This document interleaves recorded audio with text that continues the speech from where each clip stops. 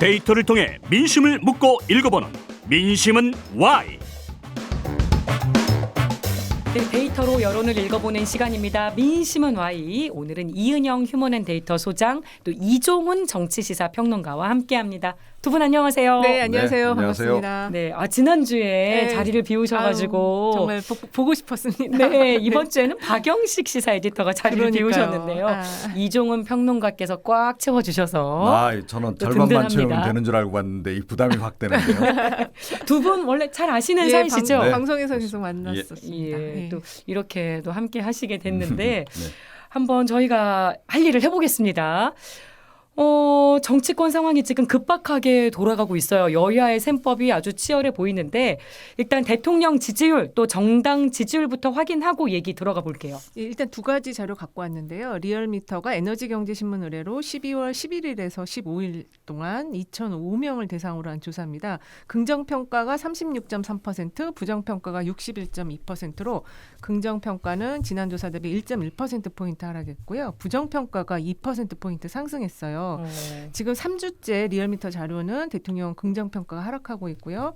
4주 만에 지금 부정평가가 다시 60%를 넘어섰습니다. 네. 뉴스토마토가 미디어토마토 의뢰로 한 조사에 따르면 12월 16일에서 17일 조금 더 최근 조사입니다.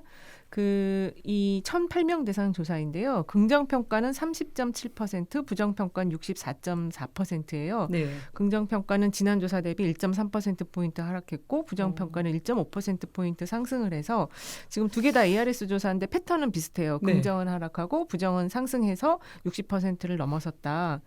왜 이렇게 대통령 지지율이 이런 흐름으로 나오느냐. 예. 이게 아무래도 이제 순방 다녀온 이후에 개각이 이루어졌는데 개각 효과가 전혀 없고 순방 효과도 없고 이런 속에서 지금 여당 내 상황이 굉장히 지금 혼란스러운 상황으로 들어가고 네. 있기 때문에 그래서 이런 지금 데이터들이 나온 것이 아닌가 이렇게 생각이 들어요. 네.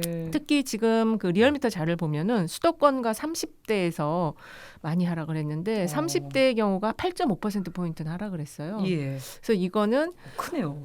예, 이제 연말이 되면서 사실 새해 기대감을 좀 줘야 되거든요. 예. 근데 이 개각이 전혀 그런 기대감을 주지 못하고 있는 속에서 여당 그 당대표의 갑작스러운 사태와 이 급작스러운 비대위 전환 이런 것들이 좀 되게 안 좋은 영향을 준 것 같습니다. 네. 대통령 긍정 평가는 떨어지고 부정 평가는 올라가고 수도권과 30대에서의 지지율이 급락한 거 평론가님은 이 지표가 말해주는 수치 어떻게 읽으십니까? 네, 뭐 올 것이 왔다. 그러니까 지금 윤석열 대통령 뭐 부산 엑스포 유치 실패 이거뿐만이 아니고 지금 사실은 국정 성과가 나오는 게 거의 없어요. 예, 이제 그런 상태이기 때문에 이제 국민들은 점차 실망할 수밖에 없는 예. 그런 이제 트랙에 어떻게 보면 들어가 섰다 이렇게 좀 보는데 그거를 좀 반전시킬 수 있는 계기가 개각이 아니었나 싶어요. 그래서 정말 전면 쇄신 개각을 했다든지 그랬다면 아마 분위기가 조금 반전이 될 수 있었다라고 좀 봅니다. 그러니까 총선용 개각이 많았어요. 뭐 총선용 개각이라 하더라도 설령 네. 그러니까 새로운 그 인물 몇 면이 너무 참신하다 뭐 이런 평가가 나오면 이렇게까지 떨어지지는 않았을 것이다. 그러니까 윤석열 대통령 임기 초반부터 지금 지지율을 끌어내리는데 가장 결정적인 기여를 한 것이 인사 변수잖아요. 인사와 관련한 그 논란, 참사. 그래서 사실은 전면 쇄신 개각이 필요하다라는 얘기는 꽤 오래전부터 나왔었는데 계속 지지부진하게 해결이 잘 안 미뤘는데 되네요. 이번에도 개각하는 거 보니 뭐 별로 기대할 게 없네. 이렇게 지금 된 거죠. 예. 그런데다가 뭐 국민의힘 이뉴한 혁신위원장 등장하고는 한동안 예. 기대감이 굉장히 또 고조가 됐었어요. 그런데 이것도 결국은 용두사미 빨리 끝나버렸고 그런 상태이기 때문에 지금 뭐 비대위 뭐 위원장 누구로 하느냐 뭐 논란이 있지만 국민들은 이미 접었다. 그런 것이 지금 표심으로 지금 나타나고 있다. 그래서 올 것이 왔다. 지금 좀 전에 그 자료 보면 대통령 지지율만 말씀드렸는데 네. 그 정당 지지율도 두 조사 다 민주당은 40%대 초반, 그다음에 네. 국민의힘은 30%대 중반이에요. 네. 근데 지금 그 평론가님 말씀하신 것처럼 사실 연말에는 이제 국정 기조에 대한 새해 기대감을 주는 게 굉장히 중요한데 이번 개각에서 사실 바꿔야 될 자리가 국무총리와 그다음에 대통령실의 비서실장 이 두 개가 바뀌었을 때 이제 기대감을 영감을 줄 수 있는 건데 그거는 그 자리에는 아무런 변화가 없었고 또 임명되신 그 새로운 장관에 대해서도 구설수에 올라 있는 분들이 있다 보니까 그래서 내년에 이렇게 하다 보면 신년 기자회견 또 없는 거 아니야? 이런 의견까지 지금 나오고 있어서 상당히 지금 최악의 상황이다 이렇게 볼 수 있을 것 같아요. 지금도 어려운 상황인데 반전 모멘텀도 보이지 않는 네. 상황. 네. 네. 그러면 대통령 지지율하고 연동돼 있는 국민의힘 상황으로 한번 들어가 보겠습니다. 어제 연석회의에서 이제 비대위원장 인선안을 두고 격론이 벌어졌다고 해요. 한동훈이냐 아니냐 이 사안인데 만약에 두 분이 현장에 계셨다면 어떤 얘기 하셨겠습니까? 마이크 잡고. 일단은 지금 이 한동훈 비대위라는 게 상당히 그 긍정과 부정이 다 같이 갖고 있는 굉장히 위기와 기회 같이 갖고 있는 이 비대위거든요. 일단은 새로운 인물, 조금 젊은 인물, 그리고 대통령의 국정 철학을 잘 아는 인물이 비대위로 들어온다는 거는 긍정적일 수가 있어요. 하지만 이 한동훈 장관이 이제 정치 경험이 없다라는 부분, 그리고 이 지금 전면적인 국정 운영의 쇄신을 원하는데 그 대통령을 대통령에 대해서 쓴소리 또는 아니오라는 이야기를 할 수 없는 인물이 들어간다라는 점. 그리고 이분도 지금 총선에 출마할 예정이잖아요. 그러니까 이제 그런 이해 당사자가 엮여 있는 분이 들어간다는 점 등등을 볼 때 그리고 가장 중요한 거는 차기 지도자 감으로 지금 계속 1위에 오르고 있는 분이 들어갈 경우에 그나마 있는 대통령 리더십도 사라질 수 있다. 예, 그래서 이게 지금 이 비대위가 그래서 지금 보통 비대위는 빠르게 속전속결로 결정을 하는데 그 부분 때문에 마지막 그 부분 때문에 대통령의 존재감이 사라질까봐 이걸 지금 격론을 벌이고 있는 상황이 아닌가 이렇게 보여져요. 아직은 때가 아니라고 얘기를 하셨을 것 같다. 그렇습니다. 그리고 지금 이 한동훈 비대위 들어서면 당내의 그 비주류 있잖아요. 네. 그분들이 이걸 받아들이기 어렵거든요. 여러 가지 요인이 되게 복잡하게 얽혀 있는데 이걸 이렇게 동의를 얻지 않고 바로 비대위에 간다는 거는 상당한 위험 요소를 안고 가는 거다. 네. 평론가님은 어떤 얘기 하셨을 것 같으세요? 뭐 이번에 보니까 이제 비상 의원총회 때 김용 의원이 좀 쓴소리를 많이 하셨잖아요. 예. 그죠? 근데 제가 그 자리에 있었으면 아마 더 세게 이야기를 했을 겁니다. 한마디로 찐윤 비대위원장이 웬 말이냐. 네, 그렇게 이야기했을 것 같아요. 공천 걱정 안 되셨을까요? 뭐 일단 저는 지금 해당 사항이 없기 때문에 네. 더 자유롭게 좀 이야기를 이제 할 수 있는 처지니까 뭐 그렇게 이제 이야기를 했겠다 이런 말씀을 드리는 거고요. 그러니까 지금 안 그래도 지금 친윤 그 지도부 때문에 논란도 많았고 국민의힘의 정당 지지율이 그 뭐 하락하고 뭐 어떻게 보면 그 박스 상태를 못 벗어나고 이런 것도 결국은 뭐 용산 출장소다 이런 얘기를 들어왔기 때문에 그런 거 아니겠습니까? 네. 그래서 뭐 혁신한다 그러길래 이제 좀 바뀌나 보다 기대를 했는데 도로 친윤 게다가 그냥 친윤도 아니고 찐윤. 예, 찐윤 비대위원장이 온다 그러면 어떻게 보면 국민들 입장에서는 그러니까 우리를 완전히 이건 좀 무시하네 이런 생각이 들지 않겠어요? 그리고 그 동안에 여론을 통해서 직간접적으로 이제 그야말로 여론조사 지표가 이제 그거라고 볼 수 있는데 국민들이 의사 표현을 나름 한 거잖아요. 한동훈 장관을 바라보는 국민의 시선이 어떤가 이 부분도 관건이거든요. 네. 그런데 일단은 이제 그렇게 간다 그러면 국민들은 더 실망하죠. 그럴 수밖에 없고, 그러니까 그런 걸 알기 때문에 사실은 지금 조중동도 나서서 한동훈은 안 됩니다. 우려하고 있는데. 라고 지금 이야기를 하고 있는 거잖아요. 뭐 계속 그 사설이나 이런 걸 통해서 도로 친윤으로 가면 안 된다. 그 얘기는 뭐 뒤집어서 얘기해서 분위기가 한동훈 쪽으로 가는 것 같은데 그쪽으로 가면 안 돼. 니마 제발 그 강을 건너지 마라. 지금 그러고 조중동조차도 그러고 있는데 지금 분위기를 보면 결국 그 강을 건너려는 것 같아요. 그런데 이게 지금 구조적으로 문제가 뭐냐 하면요. 지금 의원총회에서 결론이 잘 안 나잖아요. 네. 연석회의 개최했는데도 결론이 잘 안 나요. 그죠? 그러면 어떻게 될까? 그러면 결국은 최종 결정권은 누구에게 가겠는가 하는 거예요. 지도부한테 가겠죠. 지도부 아니죠. 지금 윤심. 지도부가 없잖아요. 네. 결국 윤석열 대통령이 최종 결정권을 지금 갖도록 지금 상황이 그렇게 가는 거예요. 그럼 한동훈 비대위가 쓴다 그러면 그거는 누가 보더라도 이거는 윤석열 대통령이 최종 직인을 찍었기 때문에 가능한 것으로 볼 수밖에 없다. 예. 그렇게 여기 계신 두 분도 이렇게 부정적으로 보시는데 일단 요 한동훈 장관에 대한 여론 저희가 참고할 만한 지표가 있을까요? 일단은 이제 차기 정치 지도자 관련한 조사가 갤럽에서 12월 5일에서 7일 1000명 대상으로 했었어요. 그때 이제 그 이재명 대표가 19%를 1위고 한동훈 장관이 16%를 2위를 했고 그 국민의힘 지지층에서는 41%를 얻었거든요. 네. 근데 이제 그 전에 그 내년 총선에 국내인 간판으로 나오는 것에 대해서 11월 25, 26일 날 1,013명 대상으로 뉴스토마토가 미디어토마토에 의뢰한 조사에 따르면 한동훈 장관이 나서야 된다는 30.6%, 그다음에 이준석 전 대표가 나서야 한다가 20.7 이런 순으로 나왔거든요. 원희룡 장관이 8.7, 김기현 전 대표 이제 전 대표가 됐죠. 6.1 이런 순으로 나와서 국민의힘 내년 총선 간판으로 한동훈 장관에 대한 선호가 있긴 있지만 네. 이게 완벽하게 올인해서 이렇게 지지를 해주는 그런 흐름은 아니에요.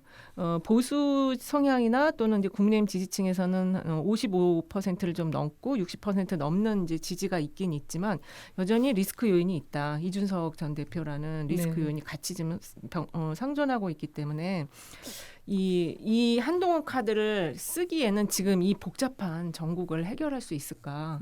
특히 이제 이준석 전 대표의 그 선택이 되게 중요하거든요. 국민의힘으로 들어가서 같이 손을 잡고 할 것이냐, 아니면 진짜 신당 창당해서 할 것이냐. 지금 D-Day로 얘기한 27일이 며칠 안 남았습니다. 그렇습니다. 그래서 그 지금 상황은 차리겠다라는 쪽에 가깝긴 예. 하지만 그 사이 또 무슨 일이 있을지 모르거든요. 그래서 이 카드를 지금 쓰는 게 굉장히 위험 요소가 많다. 이렇게 네. 정리해야 근데 될 조금 것 전에 같아요. 말씀하신 그 한국갤럽 네. 그 여론조사 결과를 보고 친윤계들이 뭐 흔히 하는 얘기로 상당히 피를 받은 것 같아요. 야, 이재명 대표하고 거의 좀 맞대결 벌여도 될 정도로 한동훈이 지지율이 높게 나오네. 그러니까 이번에 한번 밀어보면 맞대결 구도를 딱 만들면 네. 총선 승리 가져올 수 있지 않을까 이렇게 좀 생각을 하는데요. 바로 그 한국갤럽 여론조사 결과를 정밀 분석해서 중앙일보의 최은주필께서 한동훈은 안 된다라는 주장을 펼치셨습니다. 칼럼을 쓰셨어요. 12월 11일 날. 네. 그 내용을 보면 뭐냐 하면 그 뜯어보니 한동훈 장관이 좋다라고 지지 의견을 표시한 분들 대부분이 6070 세대시더라. 맞아요. 예, 그런데다가 보수 지지층 전체에서도 54%만 지지하는 거로 나왔더라. 한계가 있다는 거죠. 2030은 뭐 10%도 안 나오더라. 라면서 이분이 확장성이 없기 때문에 한동훈은 안 된다라고 칼럼을 쓰셨어요. 예. 예, 그런데 참 그래서 그 딱 지표 하나 2등했다. 이거 하나를 가지고 지금 친윤계들이 좀 너무 이렇게 좀 마구 달리시는 것 같은데 굉장히 위험한 선택을 지금 하고 계시는 거다. 이렇게 생각합니다. 한동훈 장관의 발언도 좀 짚어봤으면 좋겠습니다. 당이 원하지 않는다면 당적도 갖지 않겠다. 어제 이런 얘기를 했거든요. 한 장관의 속내 어떻게 읽으십니까? 일단 한동훈 장관은 이 잔을 내가 받을 수 있다라는 시그널을 지금 주고 있어요. 그런데 중요한 거는 이제 지금 특검 전국이 들어가거든요. 예. 특검 전국으로 들어가는데 이 특검과 관련한 그 한동훈 장관의 메시지는 썩 좋지가 않습니다. 왜냐하면 이게 독소 조항이 많은 악법이다. 그리고 이 김건희 여사에 대한 그 명품백 관련해서는 그 몰카 공작이다. 이렇게 예. 얘기를 해서 지금 이 사실 이 김건희 여사와 관련한 이 특검 전국에서 이러한 발언은 반대층을 더 결집시킬 수 있는 역시 찐윤이구나 이렇게 볼 수 있는 메시지이기 때문에 뭐 여러 가지 이야기를 하더라도 이런 두 가지 메시지로 사람은 이미 판단은 끝나버린다는 거죠. 이게 사실상 첫 시험대로 거론이 됐던 부분이거든요. 그렇습니다. 그래서 첫 일성을 굉장히 신중하게 내는 게 중요하거든요. 이 첫 일성이 이렇게 나오면 이미 그냥 프레임이 딱 걸려버려요. 그리고 네. 지금 평론가님께서 말씀해주신 2030 젊은 세대들은 이러한 발언을 보고 저분은 기대할 게 없다. 이렇게 바로 그냥 결론을 내려버리게 되는 거죠. 한 장관 네, 발언 어떻게 저는 보셨어요? 이 발언을 딱 본 순간 역시 머리는 참 좋구나. 최종 결정권자가 누군지를 아는 거예요. 뭐 당원 이야기하고 이렇게 이야기를 했지만 예. 사실은 윤석열 대통령 눈치를 본 겁니다. 그렇게 보세요. 윤석열 대통령이 최종 결정을 하는데 네. 괜히 자기가 나서서 하겠다는 식으로 가면 오히려 이제 될 일도 안 되는 상황이 이제 벌어질 수 있고 사실은 윤석열 대통령 입장에서는 한동훈 장관이 상당히 껄끄러운 카드예요. 만약에 한동훈 장관을 비대위원장을 시켰어요. 잘 풀렸어. 총선에서 승리를 해버렸어. 예. 그러면 자기는 사실은 곧바로 뒷방 노인네가 돼버려요. 권력의 추가 확 이동하겠죠. 그렇죠. 그리고 국민의힘 그 독특한 문화가 있잖아요. 줄서기 문화. 근데 그렇다고 총선에서 질 수도 없는 상황. 그렇죠. 그러니까 총선에서 이기는 순간 한동훈이 이제 사실상 권력 1인자가 전 될 거다라고 봐요. 예. 예, 그럼 이제 윤석열 대통령은 이제 완전 레임덕을 조기에 맞으면서 그거는 여야 관계에서 맞는 게 아니고 여당 내의 권력 구조가 그렇게 바뀐다는 거예요. 그래도 총선에서 지는 것보단 그래서 상당히 이제 껄끄러운 카드인데 예. 이 카드를 꺼내 든다는 거는 윤 대통령 입장에서는 그야말로 그런 점에서 최후의 카드인 거예요. 도저히 안 되니까 한동훈이라도 투입하자 이렇게 되는 건데 네. 그렇게 어려운 결정을 쉽게 할 수 있겠습니까? 고심하고 있겠죠. 예. 한동훈 저 당 쪽에서도 뭐 이렇게 막 한동훈 으쌰으쌰 막 미는 분위기 하지만 나 좀 부담스러운데 이거를 해야 돼 말아야 돼. 예. 그런데 그 국면에서 한 장관이 또 앞에 나와서 막 그렇게 말을 해요. 설치고 돌아다녀 보세요. 더 이제 해주고 싶은 마음이 사라지겠죠. 그래서 최종 결정권은 대통령님이십니다. 그러니까 대통령님께서 제가를 해주시면 제가 하겠습니다. 그리고 모양새도 자기가 하겠다라고 나서기보다는 추대 형식으로 가는 게 제일 좋잖아요. 네. 네. 한 장관 뭐 정치하고 싶은 마음이 굴뚝 같다는 건 저도 잘 알아요. 그런데 이 사람이 그러니까 영리한 거죠, 굉장히. 그래서 영리한 발언이라고 평가를 저는 해주셨는데 그렇게 생각하고 기본적으로 윤 대통령의 최종 재가를 이끌어내기 위한 발언이었다라고 저는 생각하고 있습니다. 그러니까 본인은 영리한 발언일 수 있어요. 그래서 본인이 배지를 다는 거에는 굉장히 영리한 발언이지만 이런 발언들이 지금 국정 운영의 기조를 좀 변화를 원하는 우리 대통령 지지율 앞에서 봤잖아요. 네. 하락세가 3주째 이어지고 있고 이렇게 장기간 30%대에 이게 지금 거의 1년 가까이 30% 박스권 안에 갇혀 있는 이런 상황에서는 이러한 메시지들은 결국 총선에서 승리의 가능성을 줄이는 그런 발언이다. 이렇게 네. 정리할 수 있는 거죠. 요 질문도 드려보고 싶습니다. 송영길 전 민주당 대표가 구속이 됐습니다. 근데 이 송 전 대표 구속이 한동훈 비대위 출범에 영향을 줄 거라는 예측도 있었거든요. 그러니까 뭐 한 장관 입장에서는 부담을 덜은 거 아니냐 이런 얘기도 있었는데 요거는 어떻게 보세요? 뭐 이제 구속이 안 됐다 하면 이게 야당의 논리가 좀 먹히는 거죠. 정치 탄압, 뭐 그런 차원에서 지금 검찰이 나서서 이 정치 수사를 하고 있는데 그게 입증된 거다. 이러면 한 장관 입장에서는 조금 좀 이제 명분이 떨어지죠. 그런데 그거 방치해 놓고 정치 검찰이 나와가지고 지금 뭐 이 정치까지 하겠다는 얘기야. 뭐 이제 이런 식으로 공격을 받을 구질이 되니까 부담을 조금 덜은 건 맞는데, 근데 어차피 그 건은 그렇게 결론이 날 수밖에 없는 사안 아니었나요? 저는 그렇게 돈봉투 생각하고. 문제였죠, 예, 전당대회에. 그렇습니다. 그래서 그건 뭐 이미 그 어느 정도는 그런 예상이 됐던 그런 거기 때문에 그 건 때문에 한동훈이 정치하는데 입지가 확 좋아졌다. 이렇게 보기는 좀 어렵지 않을까. 큰 영향은 아니다. 제가 보기에는 오히려 민주당이 추진하는 쌍특검이 만약에 한동훈 위원장이 비대위원장이 되면 그 되는 순간 최고의 아마 그 골칫거리가 될 거다. 예. 이렇게 생각합니다. 다음 주가 굉장히 뜨거워질 수 있습니다. 네. 저는 짧게 얘기하면은 그 송 대표의 구속과 이 한동훈 비대위 출범 영향 여부는 조금 그 연관성을 찾긴 저는 좀 어렵다. 그렇게 현재 상황에서는 네. 그렇게 보고 있고요. 오히려 문제는 그 윤석열 대통령 검찰총장 시절에 받은 징계와 관련해서 2심 처분이 나왔잖아요. 항소심 네, 오늘 법원 나왔어요. 판단이 나왔는데 1심 취소하고 징계 처분도 취소하라는. 이거는 무슨 얘기냐면 한동훈 장관이 지금 이 소송을 담당했던 책임자인데 패소를 한 거거든요. 네. 이 책임이 있어요. 그렇기 때문에 이분은 이 비대위로 오기에는 지금 소송에서도 패소하신 분이 책임을 져야 될 분이 무슨 비대위를 오는 건지 오히려 이거는 좀 이 문제는 좀 이상한 이 관계성 속에서는 굉장히 이상한 문제인데 어쨌든 책임자로서는 책임을 져야 된다. 예. 네, 소송 패소에 있어서. 그 아까 특검이 이제 큰 사안이 될 거라고 얘기를 해주셔서 지금 정치권에서는 윤석열 대통령이 특검법을 받을 것이라는 예측이 또 속속 나오고 있습니다. 이거 어떻게 전망하세요? 이거는 이준석 대표 발언 때문에 그런 이제 전망이 나오고 있는 건데요. 근데 이거 쉽지는 않다고 저는 생각을 해요. 특검을 받으면 그냥 가는 거예요. 그렇다고 안 받자니 또 여론이나 방탄 비판이 이거, 안 받게 되면은 비대위 기껏해서 구성해 놨는데 전혀 의미 없는 거가 되는 거고요. 그래서 지금 그 특검을 받고 그 수사를 좀 총선 뒤로 미루자 이렇게 하자고 하는데 이거 민주당이 받을 이유가 없습니다. 특검만 받으면 바로 그냥 특검 설치하고 그냥 바로바로 수사 들어가는 거거든요. 그래서 예. 요거는 약간 혼선을 주는 메시지다. 저는 그렇게 봐요. 어떻게 보십니까? 네. 그러니까 뭐 내심은 안 받고 싶겠죠. 그런데 이거를 안 받게 되면 아니 무죄라더니 왜 안 받냐 이렇게 되잖아요.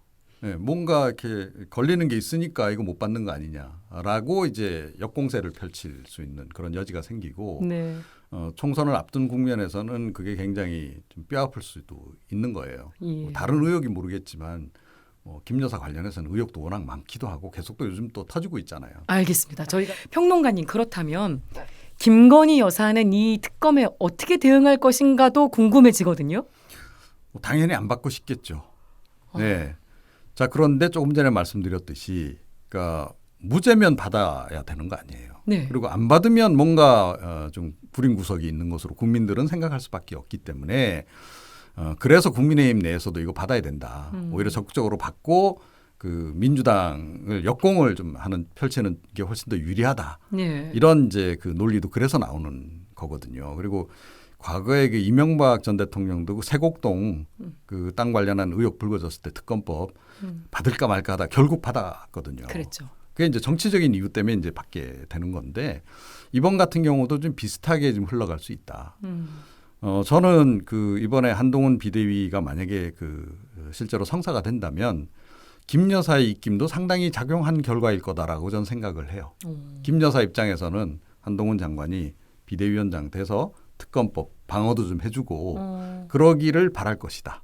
자, 그런데 이 정치라는 게 참 요물이 돼서 한동훈 장관이 비대위원장이 된 이후에 그 상황은 달라질 수 있다. 한동훈의 입장이 달라질 수 있다는 거예요. 왜?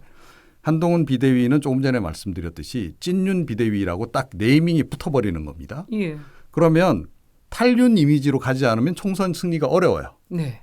자, 그러면 어느 정도는 차별화를 해야 되는 거죠. 그럼 한동훈 장관이 노선을 갈아탈 수 있다. 네.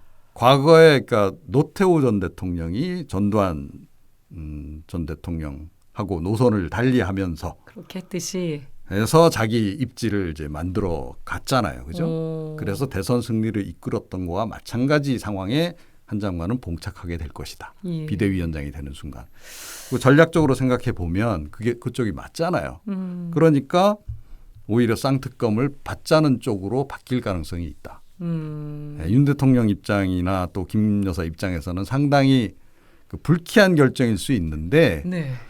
총선 승리라고 하는 그 대의 명분을 내세워서 그런 선택을 할 가능성도 꽤 있다. 저는 그렇게 지금 보고 있습니다. 이 가능성 어떻게 보세요?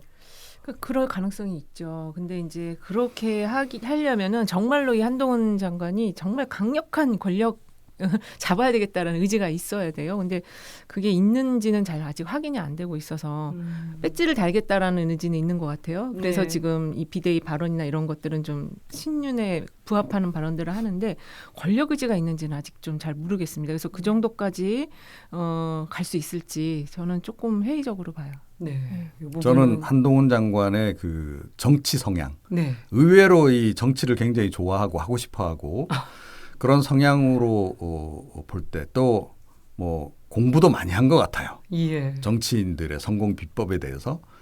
그래서 제가 보기에는 아마 비대위원장 딱 되는 순간부터는 자기 정치에 나설 가능성도 없잖아 있다. 그렇게 생각합니다. 그렇게 되면 이제 대혼란이 일어날 수 아니, 있겠죠. 국민의힘. 생각해 보세요. 한동훈 장관은 대통령이 되기 위해서 초임 검사 시절부터 자기 관리를 쫙 해온 사람이에요. 그죠? 그게 이제 대권이 눈앞에 있는데. 네. 그죠? 자기 실리를 챙길 것이다. 그렇죠. 그리고 자기가 살기 위해서 죄송하지만 윤 대통령님은 이제 그만 하실 분이고. 다음 네. 주 민심은 Y에서는 거의 결과를 알 수도 있을 것 그렇죠, 같은데요. 그렇게 되면요 이준석 전 대표가 신당 창당 안 합니다. 들어옵니다. 어. 들어와서 윤석열 정권하고 단절을 해서 총선을 어느 정도 100석 이상의 확보를 하고 예. 그리고 좀 새로운 국면으로 갈 수도 있을 것 같아요. 그러니까 한의연대가 만들어질 수도 그렇죠. 있다. 이렇게 보시는 한의연대. 건데 네. 저 가능성 있다. 이렇게 생각합니다. 예. 궁금해집니다. 얘기가 이루어질 것인가. 이번에는 민주당으로 가보겠습니다. 국민의힘을 흔드는 인물이 한동훈 장관이라면 민주당을 흔드는 인물은 이낙연 전 총리입니다. 근데 지금 이낙연 전 총리 사면 초과에 몰렸다는 얘기가 나오고 있는데 민주당 상황 코멘트 해주신다면요. 지금 연판장 그 신당 창당에 대해서 반대하는 신당 창당하지 마십시오 하는 그 연판장에 민주당 의원들 117명이 서명을 했어요. 굉장히 많이 했어요. 이거를 지금 이낙연 전 대표이자 전 총리께서는 어떻게 보실지 한간에서는 이낙연 전 대표가 이것도 이런 연판장의 숫자에는 연연하지 않으실 거다. 국민의힘으로 넘어갈 것이기 때문에 이런 전망이 나오고 있는데 그렇게까지는 가지 않을 것이다라고 생각을 하고요. 이렇게 많은 의원들이 또 본인이 후원회장도 하고 또 본인의 이낙연 계라고 하는 의원들이 여기 다 들어있거든요. 네. 그렇기 때문에 이 의원들의 이야기를 좀 청취를 하셔서 약간 보류하거나 아니면 조금 더 이재명 대표와 만남을 통해서 좀 새로운 길을 찾지 않을까 저는 그렇게 좀 보고 싶어요. 네. 평론가님 어떻게 보실지 궁금한데요. 저는 의외로 서명을 많이 안 했네. 라고 생각을 하거든요. 네. 그러니까 이 비명계가 의외로 많이 있구나. 그러니까 얼마 전에 그 상식과 원칙 예. 그쪽에서 우리와 뜻을 같이 하는 동지들이 한 60-70명은 된다. 이따 얘기했죠. 근데 거의 수치로 확인된 거 아니에요? 이 정도면? 그렇죠. 네. 그런 차원에서 자, 그런데 보면. 문제는 그들이 이낙연 전 총리 전 대표와 운명을 같이 하겠다는 생각을 가지고 있느냐. 그게 아니라는 거죠. 그게 이제 문제고 조금 전에 말씀하셨다시피 친 이낙연 개조차도 네. 함께 하기를 지금 주저하고 있다. 그럼 신당은 어떻게 되나요? 그러니까 왜 그러겠는가 네. 하는 거죠. 일단 개인적인 그런 그 인기가 그렇게 이준석 전 대표만큼 있는 분이 아니에요. 개인적인 팬덤이 존재하는 분도 아니고 그렇다고 해서 당내 조직 기반이 확고하냐? 네. 그것도 아닙니다. 친 이낙연 계모 몇 명 되지도 않잖아요. 그리고 그러다 보니까 나가는 사람도 뭔가 이렇게 길이 보여야 나갈 텐데 뭐 간단하게 해서 당선 가능성, 본선에서 당선 가능성이 있어야 뭐 그 신당에 가서도 뭐 합류를 하고 할 텐데 이게 불확실한 거죠. 그게 사실은 상당수의 그 비명계 의원들이 아직까지는 관망을 하고 있는 거예요. 혹시 뭐 이준석 전 대표하고 뭐 연대가 성사가 돼서 얘기가 나왔는데 또 들어봤어요. 그게 만약에 성사만 된다면 그래도 합류해 볼 만하다고 생각하는 분들은 꽤 있을 거예요. 예. 왜? 이준석 전 대표는 팬덤이 존재하고 실제로 지지율로 확인이 되고 있기 때문에 눈에 보인다는 거죠. 그래서 합류하겠다는 생각은 좀 가지고 있을 텐데 이게 지금 불확실하니까 네. 지금은 일단 뒤로 빼는 거죠, 다들. 저는 좀 전에 그 60-70명의 원칙과 상식이 비명계가 있다. 지금 이 117명도 다 비명계예요. 왜냐하면 이 안에 그 이낙연 대표 시절에 그 국회의원 되신 많은 분들이 있거든요. 그래서 저는 이 숫자를 보면서 이제 드디어 숫자가 정확하게 파악이 된다. 가결했던 사람들 뭐 40명 전망 그다음에 이런 117명, 60명 이런 걸 잘 봤을 때 이재명 대표가 이 민주당을 운영하는 거에 있어서 굉장한 참 리더십 발휘에 어려움이 있겠다. 저는 이 숫자를 그렇게 봤어요. 그래서 좀 평론가님하고는 다른 관점으로 지금 보고는 있습니다. 예. 그럼 이낙연 신당의 파급력을 저희가 참고할 만한 지표도 있을까요? 예, 이게 지금 그 뉴스토마토의 의뢰로 미디어토마토가 12월 16일 17일 1,008명 대상으로 한 조사인데요. 일단은 그 이낙연 신당, 이준석 신당 따로따로 해서 조사를 하고 그다음에 이낙연 신당과 이준석 신당이 합쳐졌을 때 조사를 했어요. 예. 일단은 그 따로따로일 때 민주당은 40.7, 국민의힘은 30.4, 네. 이준석 신당 8.4, 이낙연 신당 6.6 이렇게 나오거든요. 그래서 이준석 신당, 이낙연 신당 합치면 한 15% 정도 나오는데 예. 두 당이 합칠 가능성 저는 별로 많지 않다고 지금 보는데. 낮아 보여요. 예, 근데 이 연속 정당이라고 하는 합쳐진 이 정당이 11.4가 나오더라고요. 그리고 민주당은 39.6, 국민의힘은 31.0이어서 이 두 당이 어쨌든 그 합쳐졌을 때 따로따로일 때보다 더 지지율이 낮아져요. 그러면 이제 실제 진짜로 합치면은 이거보다 더 낮아질 수가 있고 이 두 당이 따로 있거나 합쳐지거나 민주당과 국민의힘에는 별 영향이 없다. 왜냐하면 자기 지지층들이 다 결집하는 거라서 그래서 그 이낙연 신당의 그 따로 일단 떼어놓고만 볼 때는 6.6. 그러니까는 5% 내외. 그리고 이 당을 어디서 많이 지지하는가 봤더니 호남에서 14%, 무당파에서 16.8%여서 호남의 일부가 지지를 한다. 요 정도. 그러니까 수도권이나 이런 20, 30대로 확장성은 거의 없다. 이렇게 보면 될 것 같아요. 생각보다 높지 않은 걸로 높지 파악이 않습니다. 되네요. 예, 그래서 이게 진짜 만들어지면은 더 낮아질 수 있거든요. 네. 더군다나 이 지금 의원들이 아무도 안 따라 나온다고 할 때 물론 새로운 인물로 다 공천 줘갖고 할 수는 있지만 과연 그 지금 양당 틈바구니 안에서 쉽지 않죠. 어렵다. 네. 네. 그렇다면 어쨌든 신당까지는 가지 않더라도 민주당 상황이 일사불란해 보이진 않거든요. 이재명 대표가 어떻게 해야 된다고 보십니까? 끌어안아야죠, 뭐. 그럼 이유불문하고 답은 정해져 있는 거잖아요. 그러니까 뭐 흔히 뺄셈 정치냐 덧셈 정치냐 이 얘기를 많이 하는데 뭐 선거 앞두고는 일단 무조건 덧셈 정치를 하는 수밖에 도리가 없죠. 근데 만남이 잘 안 이루어지는 것 같아요. 그러니까 그거는 이재명 대표가 답을 갖고 임하고 있지를 않기 때문이다라고 저는 생각해요. 그러니까 보십시오. 전직 총리급들이고 한 분들이면 상당히 중량급이에요. 정치도 오래 하신 분이고 나름 그래도 영향력 또 가지고 계시고 그런 분들을 만나는데 덕담만 나누겠다고 만나자고 한다면 그분들이 수긍을 하겠어요? 네. 네, 그러니까 이게 뭐 여야 영수회담급까지는 아니더라도 거의 뭐 영수회담 정도의 그 무게감이 있는 그런 회동이 되는 거란 말이에요. 전직 총리와 현직 대표가 당대표가 네. 만나는 거는 보통 영수회담 할 때 어떻게 합니까? 사전에 실무자들이 만나서 다 의제 협의하죠. 조율 다 해서 합의 다 끝난 상태에서 만나는 거잖아요. 그런 정도의 절차와 공이 들어가야 되는 거예요. 자, 예를 들어 이낙연 전 대표만 놓고 얘기하자면 사실 뭐 냉정하게 이야기하면 결국은 공천 지분 아니에요. 그죠? 좀 넓게 얘기하면 정치적 지분이고. 예. 그거에 대해서 답을 가지고 임해야 만남이 이루어지는 거고 그냥 만남이 만남보다. 이루어졌을 때 또 성과가 있는 거고 예. 그런 거죠. 그렇지 않고 그냥 뭐 덕담이나 나누는 식으로 그냥 끝나버린다라고 한다면 이분들 입장에서 별로 만날 이유가 없는 거죠. 실질적인 안을 갖고 끌어안아야 된다. 그렇죠. 그게 이제 겉으로 그게 보도가 나오고 그러진 않지만 예. 수면하에서 그런 것들이 다 조율되는 게 정치권의 뭐 관례기도 하고 아직은 잘 안 되고 있는 것 같습니다. 그렇습니다. 그러니까 이게 그 정치가 상당히 힘과 힘의 대결이거든요. 우리가 그게 잘 안 보이기 때문에 그냥 사람과 사람이 만나면 되지 않냐 이렇게 얘기할 수 있는데 그렇지가 않아요. 특히 이재명 대표는 만나려고 할 건데 이렇게 지금 이낙연 신당의 숫자가 나와버리잖아요. 이건 만날 의미가 없어지게 되는 거예요. 너무 낮다. 만약에 이준석 대표처럼 미디어 파워 속에서 이슈가 계속 살아나가면서 신당의 지지율이 유지가 된다면 당연히 만나죠. 근데 예. 지금 5% 내외 나왔잖아요. 6%, 6.6, 최대 봐도 6.6%일 경우에 이거는 만났을 때 그리고 지금 의원 구조도 원칙과 상식 60이면 이게 이제 이낙연 쪽으로 생각을 하고 네. 그다음에 안 따라 나가겠다는 117명이 지금 3총리 연대를 기준으로 보면 두 총리가 이쪽 117명 쪽에 있는 거고 예. 이낙연 전 총리는 이 원칙과 상식 60명 쪽에 있다고 봐야 되는 거예요. 그냥 단순하게 계산을 네. 해보면.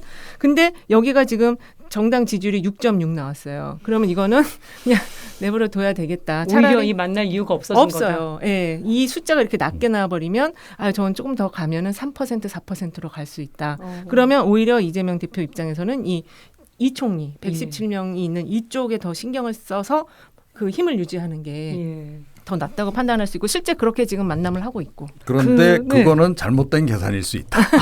두 분의 의견이 그러니까 또 좀 왜 다르시네요. 그러냐면 그 박빙 지역이 의외로 많단 말이에요. 예. 박빙 지역에서는 2, 3% 커요. 엄청. 당락이 갈릴 수 있어요. 그럼요. 그렇기 때문에 하나라도 더 보태려고 다들 그래서 애를 쓰는 것이고 그러니까 민주당 물론 수도권에서 유리하죠. 판세 자체는. 워낙 뭐 이제 이 우세 지역이 많기도 하고 하긴 한데 실제로 이 득표율 차이를 그동안 지난 이제 총선 같은 경우에도 보면 의외로 그렇게 투표 차이가 많이 안 나는 곳들이 꽤 산재해 있어요. 네. 그래서 보면 우리가 그래서 원치 않게 밤을 새게 되잖아요. 박빙 지역이 워낙 많다 보니까. 뒤집히고. 예, 이러니까. 막 뒤집어지고 막판에 또 막 몇십 표 차 나는데도 생기고 그렇단 말이에요. 수도권 특히 더해요. 자, 그런데 2, 3%는 버려도 된다? 이거 굉장히 아니한 생각이다. 아니, 예. 그렇지 전 않습니다. 그렇게 전 보고요. 그렇지 않아요. 아니요, 저 얘기 네. 조금 마저 할게요. 어려움이 진진하네요. 그래서 사실은 그런 것까지 다 챙겨야 되고 그 다음에 그런 거 안 챙기면 이 사람들이 뭐 2, 3%짜리들이 나와서 감히 이렇게 선거 운동은 못 하겠죠. 예. 자기 뭐 출마해서 뭐 이렇게 본선에 뭐 나오고 이렇게까지는 안 하더라도 그 조직이 그만큼만 가동이 안 돼도 네. 그 굉장히 타격이 커요. 손실이 있다는 말씀. 예, 그렇습니다. 지금 어차피 이준석 신당이 나오기 때문에 그 사실은 더 중요한 변수는 이준석 신당 변수예요. 민주당 네. 입장에서 봤을 때는. 그래서 저는 2, 3%짜리라고 절대 얘기 안 했습니다. 평론가님이 얘기하셨고 그 이미 지금 이준석 신당의 사이즈가 커질 것이냐 네. 이게 더 관심사고 아까도 지금 그 자료 보셨잖아요. 크게 나왔어요. 민주당과 국민의힘은 두 당이 합쳐지든 따로 나오든 전혀 거의 영향이 없어요. 민주당이 10%포인트 이상 앞서는 그 정당 지지율을 보였기 때문에. 근데 여기다가 총선 지형구조 조사를 더 덧붙여보면 더 격차가 벌어지거든요. 이렇게 나오는 이유는 대통령의 낮은 지지율 때문에 이런 구조가 막 나오는 거예요. 네. 갈 데가 없는 거예요. 이 지금 대통령 지지율이 너무 낮기 때문에. 예. 그래서 신당도 나오는 거고 근데 신당에서 이준석 신당이 더 많은 지지를 가져가고 있기 때문에 그래서 민주당 입장이나 국내 입장에서는 두 당이 나오든 뭐 안 나오든 그 전체 판세에는 영향을 받지 않는다. 네. 다만 이준석 신당이 어떻게 들어갈지 나올지와 그다음에 어떤 인물들 지금 유승민 전 대표 합쳐지는 건 또 계산이 안 됐거든요. 예. 더 커진단 말이에요. 그러니까 이게 더 중요하다는 거죠. 지금 이준석 변수가 신당. 너무 많아서 네, 그렇습니다. 네, 맞습니다. 다양한 시나리오를 네. 저희가 얘기해 봤습니다. 민심은 아예 여기까지 하겠습니다. 두 분 고맙습니다. 네, 네, 감사합니다. 감사합니다.